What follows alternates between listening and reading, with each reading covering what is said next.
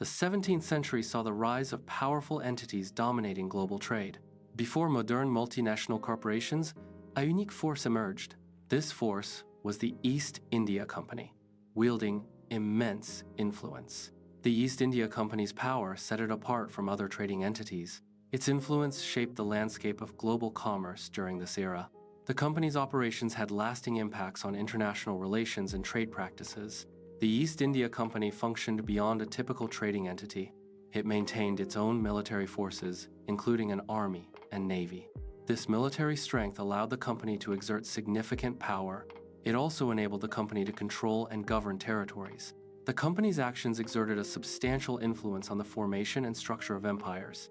This influence extended to shaping global geopolitics, altering the balance of power between nations. The company's activities also impacted colonial structures, affecting governance and resource distribution. Collectively, these actions demonstrate the company's profound impact on historical imperial development. The East India Company was established in 1600. It was founded through a royal charter. The charter granted exclusive rights to trade with the East Indies. This exclusivity laid the foundation for the company's future dominance. The East India Company, EIC, operated as a joint stock company. This structure enabled investors to pool their capital resources. Investors shared in the profits generated by the company's ventures. This model established a foundation for modern corporate finance practices. The company strategically redirected its primary focus towards India over time. This shift involved the establishment of key trading posts within India. The company actively negotiated treaties to solidify and broaden its sphere of influence. These actions collectively demonstrate a significant strategic realignment towards the Indian subcontinent. The company established its own administrative apparatus. This apparatus functioned with characteristics of a sovereign power. It operated across numerous regions under the company's control. The company possessed the authority to engage in warfare. It also had the power to levy and collect taxes within its territories. The company pursued a strategy of territorial expansion in India. Military conquest was a key method used to gain control over regions. Political maneuvering also played a significant role in the expansion. These tactics allowed the company to extend its influence across Indian territories. The company consolidated its power through this combination of military and political actions. The Battle of Plassey occurred in 1757. The battle represents a critical turning point in history. The victory gave the British East India Company control. This control extended to Bengal's revenues and resources. Local economies underwent restructuring to favor British interests. This restructuring caused significant shifts in trade patterns. Production priorities were altered to align with British economic goals.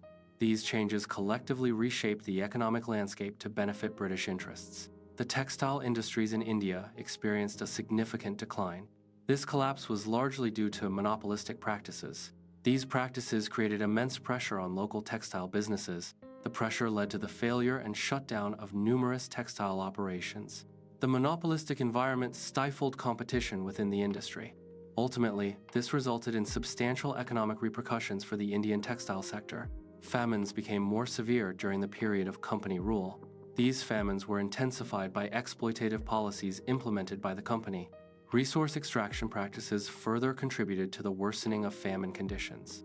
The combination of these factors led to a significant deterioration in food security. The local population suffered greatly due to the increased frequency and intensity of famines.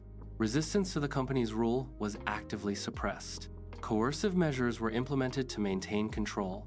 These actions highlight the authoritarian nature of the company's governance. Suppression tactics were employed to eliminate dissent and opposition. The company's core objective centered on maximizing profit extraction. This strategy prioritized financial gains above all other considerations. Consequently, the development of the local area was largely ignored. The welfare and well-being of the local population received minimal attention. This approach resulted in a neglect of community needs and sustainable growth. The company's directors were based in London. These directors were responsible for overseeing the company's operations. A key function of the directors was making strategic decisions. Strategic decisions guided the company's overall direction and goals. The London base allowed for centralized control and decision-making. This governance structure ensured accountability and effective management. Agents in India possessed substantial authority. This power was coupled with inadequate supervision.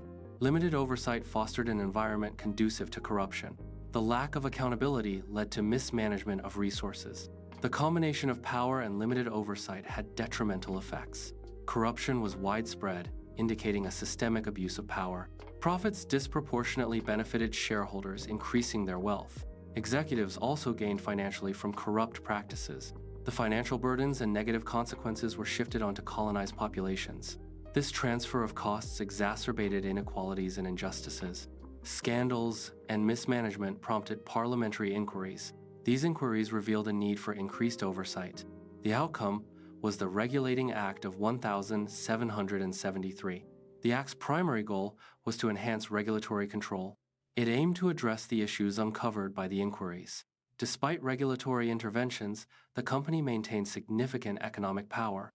This economic strength allowed the company to exert considerable influence in its market. The company's political influence also remained strong over an extended period. This political leverage enabled the company to shape policies and regulations. The combination of economic and political dominance created a self-reinforcing cycle.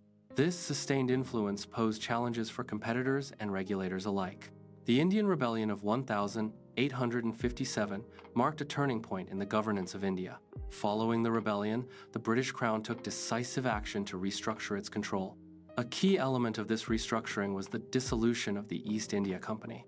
The British Crown assumed direct administrative control over India. This transition signified the end of the company's long-held authority. Lobbying refers to the practice of influencing government policies to favor specific interests. The East India Company was a pioneer in corporate lobbying.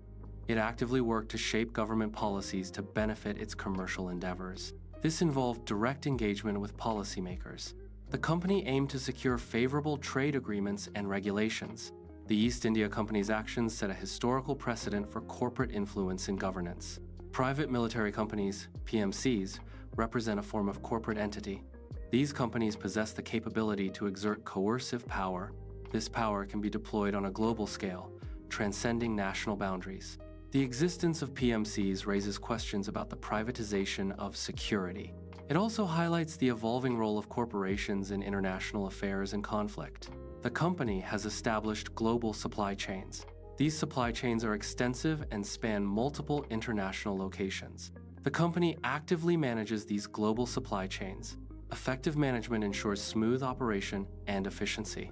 The establishment and management of these chains have revolutionized international trade networks. This revolution has led to significant changes in how global trade is conducted. The East India Company is recognized as an early model for modern multinational corporations. It combined commercial activities with elements of coercion and colonialism. The company's operations extended across multiple nations, a key characteristic of multinational corporations. Its structure and practices foreshadowed the strategies employed by today's global businesses. The East India Company's historical impact provides insights into the evolution of international commerce and corporate power. The East India Company's history demonstrates the significant impact of private enterprise on geopolitics. Its operations led to widespread exploitation, affecting populations in colonized regions. The company's activities contributed to the redefinition of sovereignty in affected territories. The East India Company represents a pivotal moment in the history and evolution of global capitalism.